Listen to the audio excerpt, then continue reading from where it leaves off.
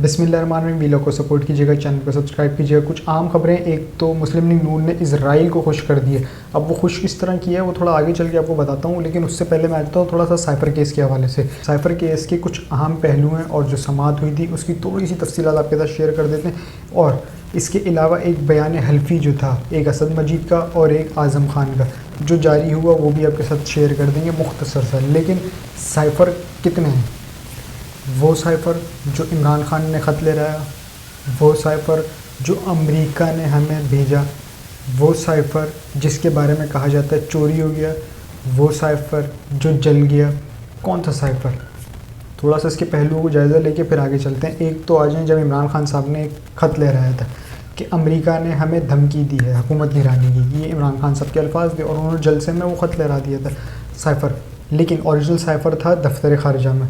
اسی چیز کو لے کے چلتے ہیں آگے. تو جب سائفر آیا, عمران خان صاحب نے این ایس سی کی میٹنگ بٹھائی اور اس این ایس سی کی میٹنگ میں ایک تو منٹس بھی اس کے موجود ہیں, جو کہ عمران خان صاحب کی بہت بڑی جیت تھی.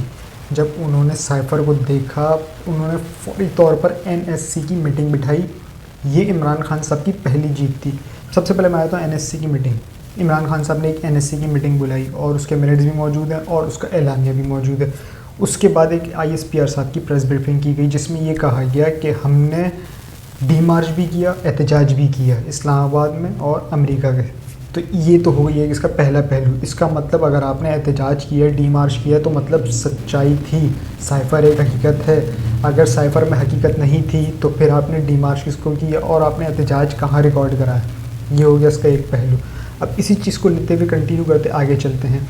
آ جاتا ہوں میں اسد مجید صاحب پہ. اسد مجید صاحب نے ایک بات بولی تھی, ان کے بیان پہ تو میں بعد میں آؤں گا, لیکن انہوں نے جو سب سے پہلے بات بولی تھی نا, پہلے وہ آپ کے ساتھ شیئر کر دوں پھر آگے چل کے بتاتا ہوں. انہوں نے یہ کہا تھا, یہ حقیقت ختم دھمکی آمیز زبان استعمال کی گئی ہے. کیسے کہوں کہ یہ اندرونی معاملات میں مداخلت نہیں تو پھر کیا ہے؟ اسد مجید. اب یہ انہوں نے اتنی بڑی بات تو بول دی ہے کہ بھائی مداخلت تو ہوئی ہے اور ان کی میٹنگ کے دوران ہی یہ چیز ہوئی تھی. تو پھر انہوں نے ایک میٹنگ کا حوالہ بھی دیا. اب اسی میٹنگ کا حوالہ دیا جو سائفر میں بالکل موجود ہے. اس کے بعد تھوڑا سا آگے چلتے ہیں. جو عمران خان صاحب نے خط لہرا کے کہا تھا اور بقول ان کے کہ اس خط میں بھی وہ چیز موجود ہے کہ اگر آپ نے عمران خان صاحب کو نہیں ہٹایا تو پاکستان کو سنگین نتائج بھگتنا ہوں گے. اسی کو کنٹینیو کرتے ہوئے عمران خان صاحب کی حکومت گرائی گئی جو کہ رجیم چینج آپریشن کے ذریعے. اب اس میں کون کون کردار ملوث تھے وہ عمران خان صاحب نے ہی بتا دیا اور کافی جگہوں پہ یہ بحث چل چکی ہے کہ اس میں کتنے کردار تھے اور کون کون اس میں ملوث تھا اور کس لیے حکومت گرائی گئی. جب ان کی حکومت گرائی گئی اس سے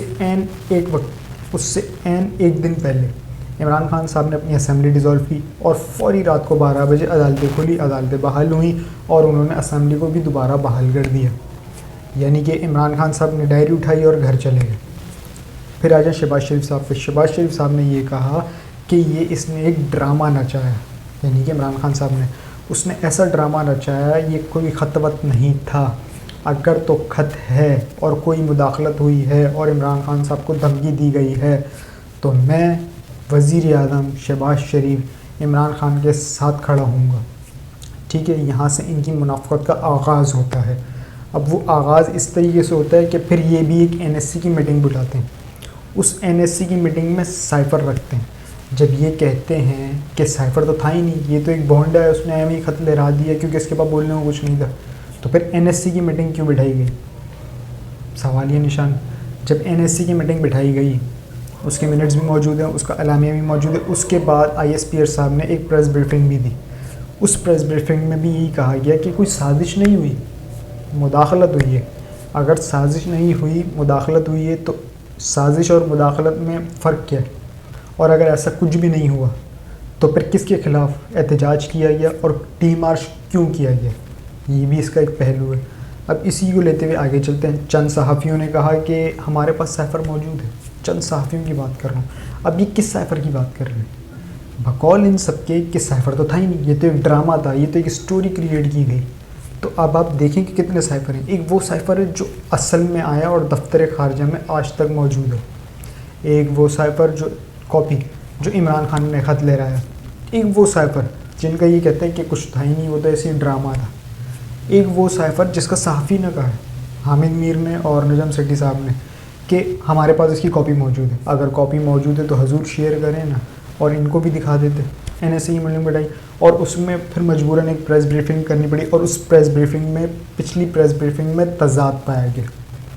پھر آگے چلتے ہیں، سلیم صحافی صاحب وہ کہتے ہیں کہ اگر سائفر آیا نا، اگر سائفر ہے، حقیقت ہے، میں اپنی صحافت چھوڑ دوں گا۔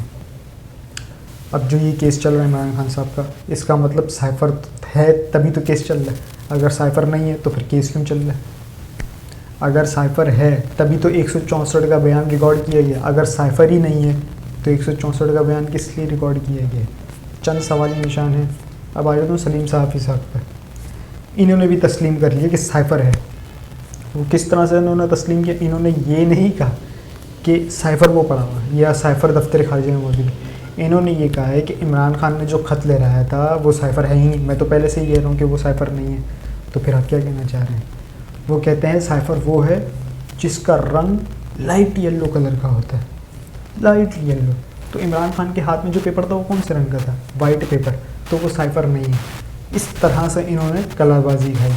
اور پھر آگے چلتے ہیں، مریم نواز صاحبہ نے کہا کہ یہ ایک ڈرامے باز ہے، اس نے امریکہ کے خلاف ایک جھوٹا خط لے رہا ہے۔ ٹھیک ہے جی، یہ ایک ڈرامے باز ہے، تو اسی ڈرامے باز کی اب کیوں بول رہی ہیں کہ اتنا بڑا اس نے کانڈ کر دیا ہے کہ سائفر کو لیک کر دیا؟ اس پر تو مقدمہ ہونا چاہیے، اس پہ تو غداری کا مقدمہ ہونا چاہیے۔ یاد رکھیے گا یہ جو کردار ہے نا مریم نواز صاحبہ کا، یہ وہی ہے جو ڈان لیکس کا تھا، یہ وہی ہے جو کیلیبری فارمز کا تھا، اور یہ وہی ہے جس کے سپریم کورٹ کے چند اہم ریمارکس تھے۔ ریمارکس کیا تھے وہ میں آگے چل کے آپ کے ساتھ تھوڑا سا شیئر کر دوں گا جب میں میاں صاحب کا ذکر کروں گا۔ تھوڑا سا اور آگے چلیں، سائفر تو چوری ہو گیا تھا، اس وقت کے وزیر داخلہ رانا ثناء اللہ صاحب کہتے ہیں کہ سائفر کوئی چوری نہیں ہوا، اب بھی موجود ہے، کہاں؟ دفتر خارجہ میں۔ اب ایک چیز دفتر خارجہ میں موجود ہے، یعنی کہ عمران خان صاحب نے کیا کہا؟ دفتر خارجہ میں موجود ہے۔ شاہ محمود قریشی نے کیا کہا تھا؟ دفتر خارجہ میں موجود ہے۔ رانا ثناء اللہ نے کیا کہا؟ دفتر خارجہ میں موجود ہے۔ ایون کہ اب جب سب کردار ہے نا، سب یہی کہہ رہے ہیں کہ سائفر تو ہے لیکن وہ دفتر خارجہ میں موجود ہے۔ اس کا مطلب کیا ہے؟ کہ سائفر ایک حقیقت ہے اور سائفر ایگزسٹ کرتا ہے، تبھی تو ان کے ہاتھ پاؤں پھول گئے۔ اب ہاتھ پاؤں ایسے پھولے کہ انہوں نے کیس تو جڑ دیا، لیکن اس کیس میں چند اہم غلطیاں کر بیٹھے۔ اگر تو یہ طریقے سے لے کے چلتے نا، بالکل طریقے سے پولائٹلی اور سوچ بچار کر کے، تو شاید ان کو بہت بڑی کامیابی مل جاتی اور عمران خان صاحب ان کے شاید ٹریپ میں آ جاتے، لیکن ایسا ہوا نہیں۔ الٹا عمران خان صاحب نے ان کو ٹریپ کر لیا، ان کو مینس جنہوں نے بھی ان پہ کیس داغا، ایون کہ اس میں FIA انکلوڈ ہے، ان کو سب کو ٹریپ کر لیا عمران خان صاحب نے کہ اچھا یہ تھا تو پھر یہ کیا، اچھا یہ تھا تو پھر یہ کیا۔ اب وہ کس طرح، تھوڑا سا میں آپ کے ساتھ پہلے 164 کا جو بیان ہے وہ ایک بیان کر دیتا ہوں۔ اب اسی چیز میں نا ایک سوال نے جنم لے لیا ہے، وہ سوال کیا ہے وہ بھی ذرا آپ ملاحظہ کر لیں۔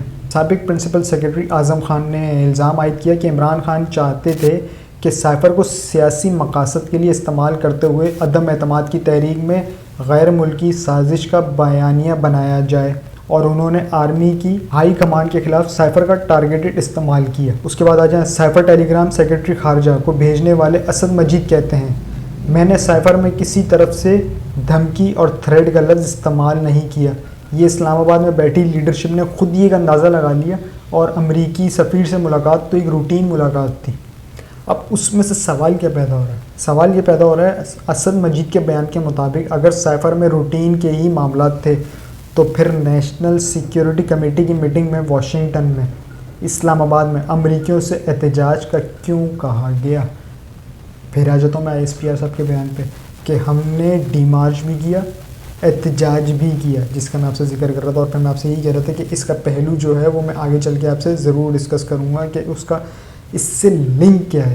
تو آپ نے یہ دیکھ لیا ہوگا کہ اس سے کیا لنک ہے۔ اب اس تمام صورتحال کو دیکھتے ہوئے نا، یقیناً عمران خان صاحب ایک اچھی پوزیشن میں موجود ہیں، میں کوئی ان کا اسپوکس پرسن نہیں ہوں۔ عمران خان صاحب یقیناً ایک اچھی پوزیشن پر موجود ہیں کہ وہ جیتنے کی صلاحیت رکھتے ہیں۔ وہ کہتے ہیں نا کہ میں کبھی ہار نہیں مانوں گا، یا میں کبھی پیچھے نہیں ہٹوں گا، میں اپنے موقف پہ کھڑا ہوں، میں ڈٹا ہوں، میں باہر نہیں جاؤں گا۔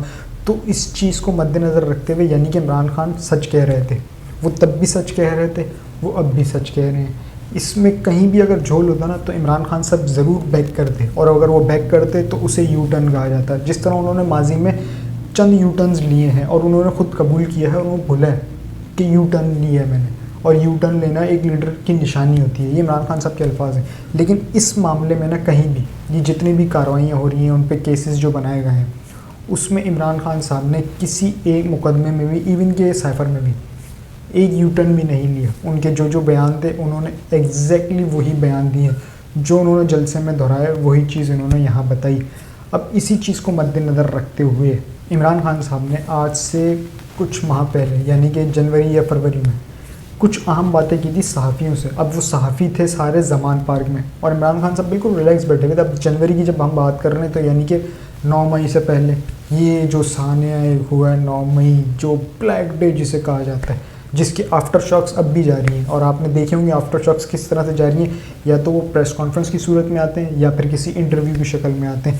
انہوں نے کہا تھا کہ مجھے جیل میں ڈال دیا جائے گا جو کہ موجود ہیں. پھر انہوں نے کہا کہ مجھے نااہل کر دیا جائے گا جس کی تیاریاں لگ بھگ جاری ہیں.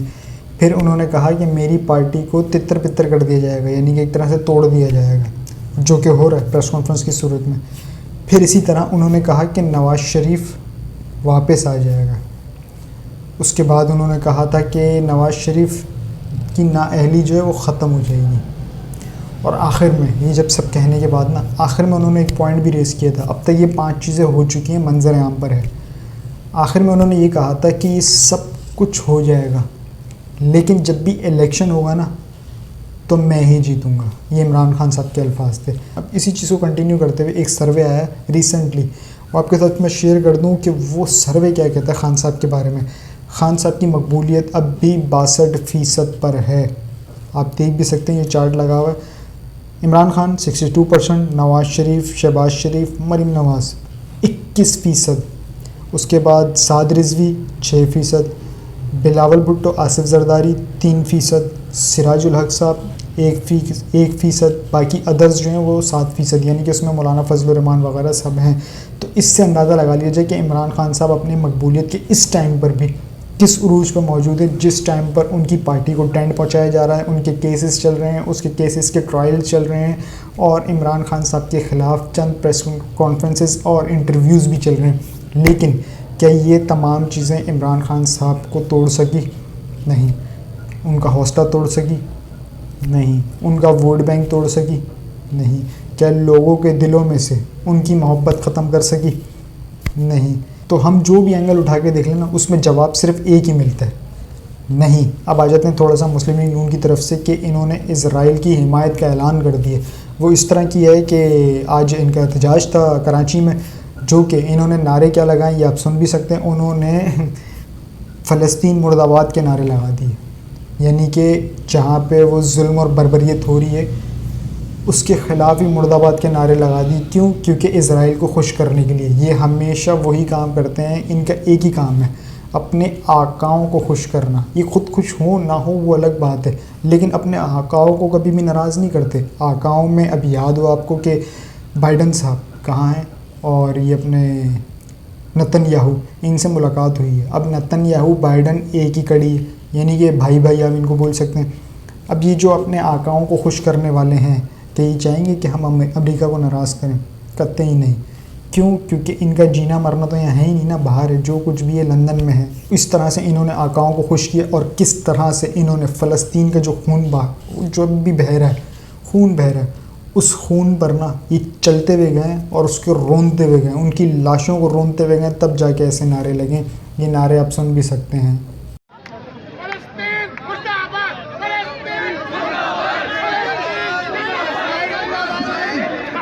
جی تو آپ نے یہ نعرے سنے کہ کیا لگیں, الٹا یہ کھل کے سامنے آ گئے اور انہوں نے اظہار یکجہتی کا مظاہرہ بھی کر دیا اسرائیل کے ساتھ, فلسطین کے اگینسٹ کھڑے ہو کر. اب ان کے جو میاں نواز شریف صاحب ہیں, یعنی کہ لندن میں ان کے منہ میں کوئی سوجن ہو گئی تھی, کوئی سویلنگ ہو گئی تھی, کیونکہ KFC کے میکڈونلڈس کے برگر وغیرہ کھا رہے تھے, تو شاید ان کا منہ نہیں کھل پا رہا تھا. اب جب وہ لندن سے نکل چکے ہیں تو ان کے منہ آہستہ آہستہ کھلنے لگا فلائٹ کے دوران ہی.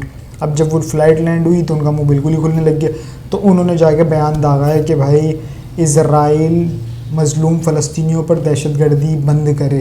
تو یعنی کہ اس ٹائم پہ کیوں نہیں بولا جب آپ وہاں تھے؟ ان کو پتہ ہے کہ تشریف کے کہ ان کو تھوڑا سا جھکا کے تشریف کی تھوڑی سی یوں کھسکا کے اور ایسا بمبو پہ لات پڑنا تھا کہ یہ کلاوادی کھاتے ہوئے شاید انہیں فلائٹ کی ضرورت نہیں پڑتی، یہ آٹو ہی پاکستان آ جاتے۔